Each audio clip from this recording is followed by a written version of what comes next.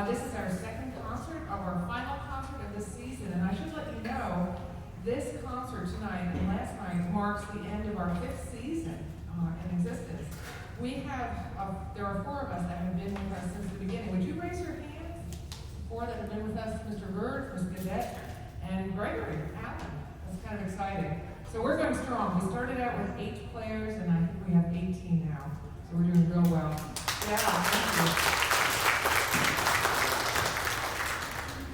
So I want to thank the folk at St. Bart's once again for allowing us to use this beautiful sanctuary with the beautiful acoustics.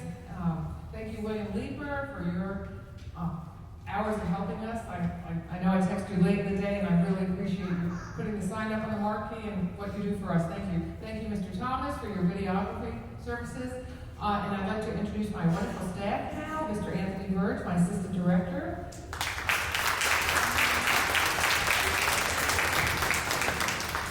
Ms. Barbara Gannett playing cello. Mr. Nathan Boyd playing bass. Mr. Corey Winters on viola and also our resident composer. And my special assistant, who has been assisting me quite a bit in the past few years, Mr. Mike Berghoff, playing violin.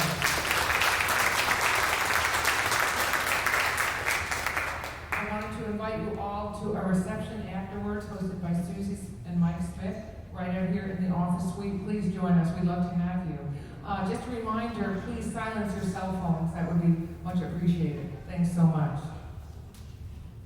All right, so we have a great program in store for you. This program we will repeat one more time on May 4th at St. John's Episcopal Church, and that actually will be a benefit concert for our planned trip to the Boston Early Music Festival in June. The Boston Early Music Festival is recognized as one of the best in the world, if not the best. And we have an opportunity to play 2 concerts there, one at First Church Boston, and the other at the wonderful Jordan Hall at the New England Conservatory. So we're very excited about that. So please join us for that concert if you can as well. Okay, I've asked Mr. Winters to talk a little bit about the Biber because it's such an interesting piece. Okay. Good evening. I could just talk really loud. Okay, so Talia is a collection of short movements, each of which paints a picture of some aspect of military life. In some movements, Biber tells us what the picture is supposed to be. The other movements are a little more open to interpretation, so I'll tell you just what I do when we play them. So for me, the first movement opens with bugles and horn calls, and in between the horn calls, the scurry and flurry of the military piano. We also hear the first of several special effects. Biber has us play what's called collegno, meaning with the wood of the bow, which gives a percussive sound. You'll hear what that sounds like. The second movement is a joke. I don't mean that in any way. It's supposed to be funny.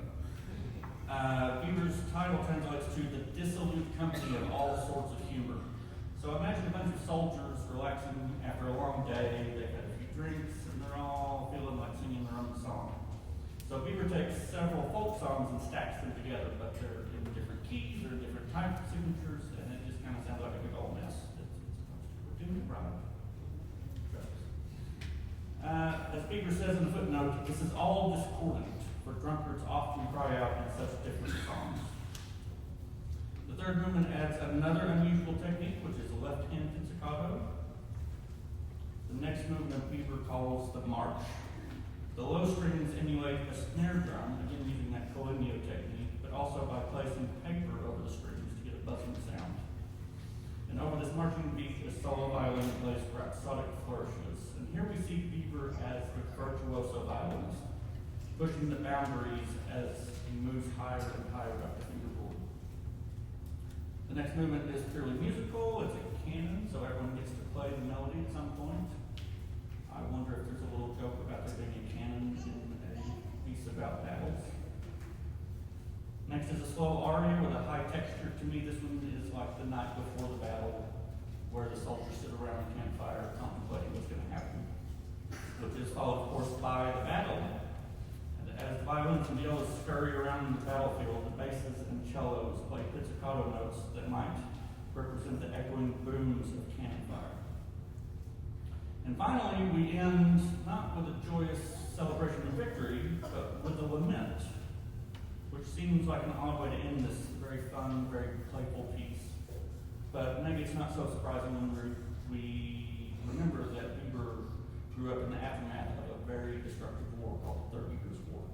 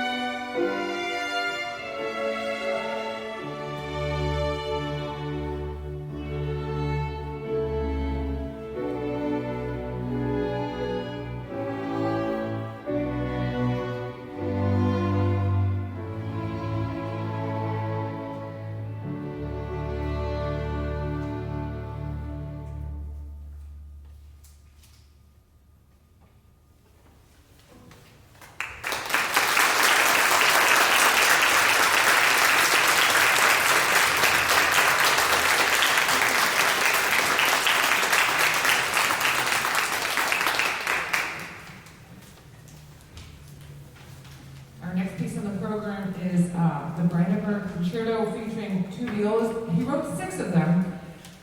Which one is this? I have the 6th. This is the 6th, okay. And we are featuring our assistant director, Mr. Anthony Verge, on viola, and also Mr. Angel Duran on viola. Now, Angel was also with us at the start of Ace Fort Smith in the fall of 2020. He was a 10th grader then. He is now studying music and what else?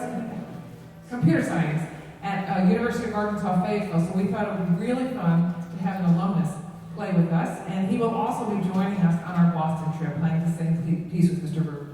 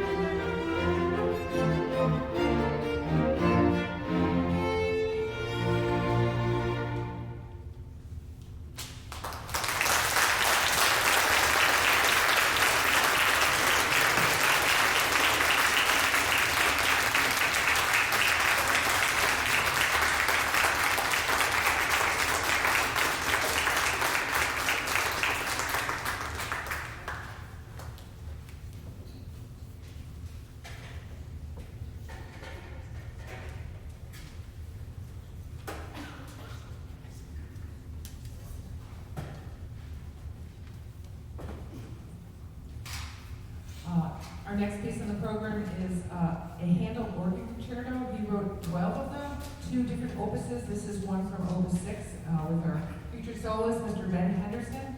Ben will also be joining us on our trip to Boston, but he will be playing harpsichord instead of piano on all the pieces in Boston, which will be a real treat.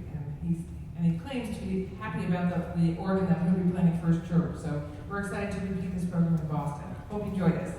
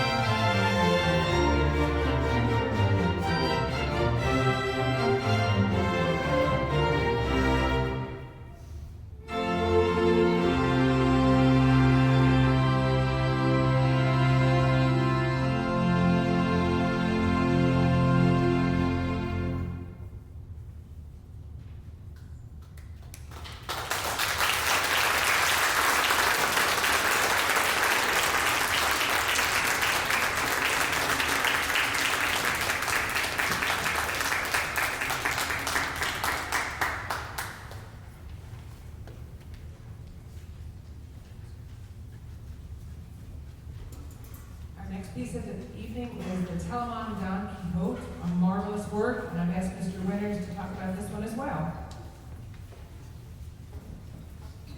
Hello again.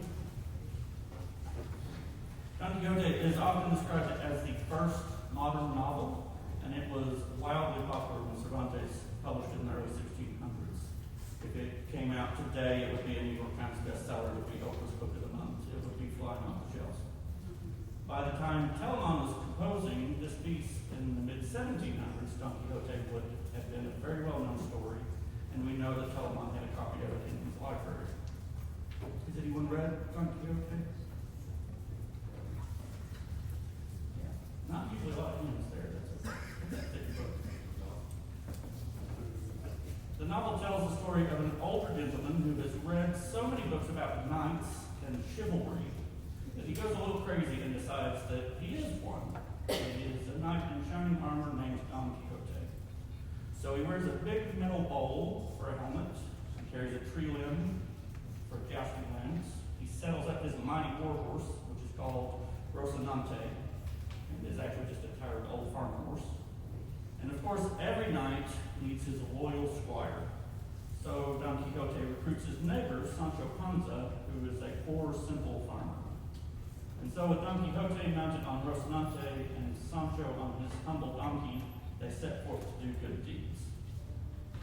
So the piece starts with an overture, and then we hear Quixote awakening from his dreams. The next movement is probably the best known, the most well-known episode from the book, which is the Battle with the Windmills. Then we hear Quixote sighing for the fair maiden, who is actually a peasant girl who works in the butcher shop. And we hear Sancho mistreated by some fellow travelers at the roadside inn, and his loyal donkey braying in protest. The next two movements work as a pair. We hear Rocinante galloping along bravely, and then the more sedate pace of Sancho's donkey. And finally, Quixote dreams again, perhaps dreaming of riding off into the sunset.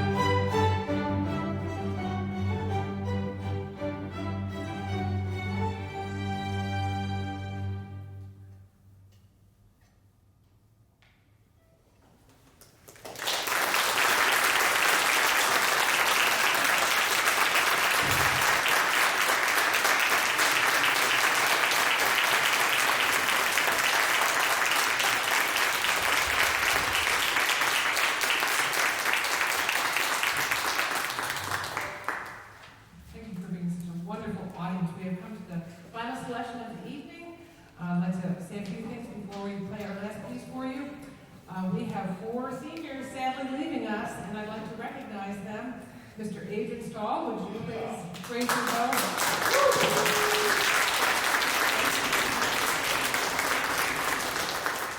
Adrian will be attending the University of Arkansas Fort Smith in the fall. We have Mr. Tom Liu on viola graduating.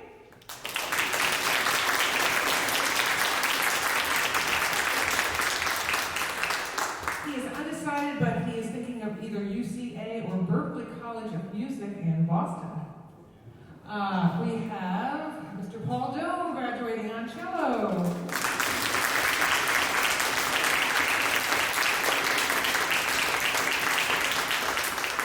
And I believe, Paul, you decided on University of Arkansas Fayetteville, is that right? Okay. And then Mr. Rin Allert on violin.